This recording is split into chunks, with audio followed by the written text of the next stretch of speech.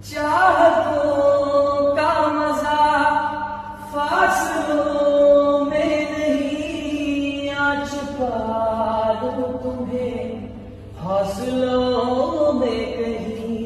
सबसे ऊपर लिखा है तेरे नाम को, ख्वाहिशों से जुड़े सिलसिलों में कहीं। सबसे ऊपर लिखा है तेरे नाम को, ख्वाहिशों।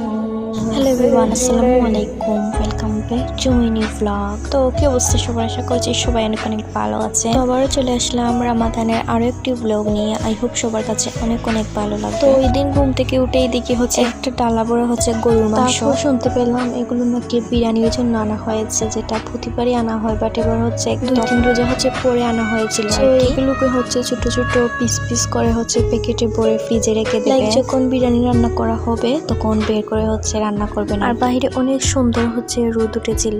তারপর চলে আসি এই হাঁস পাখিগুলো। তাই এগুলো মেনলি হচ্ছে রাতেই আনা হয়েছে। আর এগুলো চামড়া চেলা নিয়ে যে কি পরিমাণ কষ্ট হয়েছে আর কি, যা বলার বাহিরে। একদম চাচু মা সবাই মিলে হচ্ছে পরিষ্কার করার কাজে হচ্ছে লেগে পড়েছিলেন। তো যাই হোক, ফাইনালি অনেক কষ্টের পর হচ্ছে এগুলো পরিষ্কার করতে পারলেন। আর হচ্ছে এগুলো চামড়া সহ খেতেই বেশ মজা লাগে, এর জন্য মেনলি হচ্ছে এত কষ্ট। আর হচ্ছে টোটালি 6টা হাঁস পাখি ছিল। আর হচ্ছে এখানে দুইটা করে হচ্ছে ভাগ করে নিয়েছিলেন যাতে আমরা 3 দিন খেতে পারি। আর ফার্স্টে হচ্ছে 4টা জবাই করেছেন আর কি, আর ভেবেছিলেন যে 2টা হচ্ছে আমাদের বাসায় রেখে দেবেন। তারপরে মাথায় আসলো এগুলো যদি মরে যায় তাহলে তো সব লস হয়ে যাবে। এগুলো জবাই করে নিলেন। তারপরে দেখলাম হাঁসের মাংসের জন্য আমাদের স্পেশাল হচ্ছে একটা হাঁসের মাংসের মশলাই আনা হচ্ছে আমাদের। তারপর আর কি ইফতারের সময় হয়ে গেল। সো সবকিছু একদম রেডি করেছিলেন আর কি। তো এখানে ফার্স্টেই ছিল হচ্ছে গরুর মাংসের বিরিয়ানি।